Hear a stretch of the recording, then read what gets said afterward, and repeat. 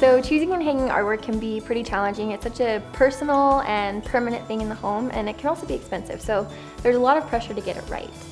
The first thing to consider with artwork is scale. You don't want to go too big or too small, it will throw off the balance of the entire room. So you need to decide if the wall needs a single statement piece of artwork or several pictures in a gallery wall. And once you decide that, I like to mix it up in the room and have variety. So if one wall has a statement piece of art, a large piece of art, on the opposite wall I like to do 3 pieces of art in a row, or do a gallery wall or 2 pictures side by side. Budget is another important thing to think about when selecting artwork. It can be pretty expensive, so one thing I like to do is look for really unique mirrors. There are a lot of mirrors that can add character to the space. And I also like to look for thrifted frames from antique stores or thrift shops and use prints from online shops.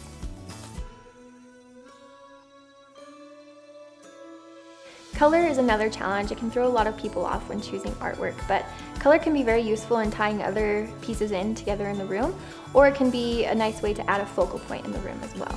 In our model home, we used a statement piece of art above the fireplace to tie in the color in the mint sofas, and also the gold accents and the black backsplash.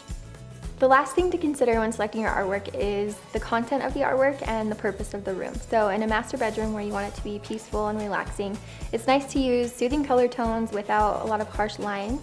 But in an office space where you want to be motivated and uplifted, it's nice to use creative pieces that will be inspiring. When all is said and done, artwork is such a personal choice, and it should be something that you enjoy seeing every day. So I would just say, trust your gut, and if it's something you love, you can always make it work in your home.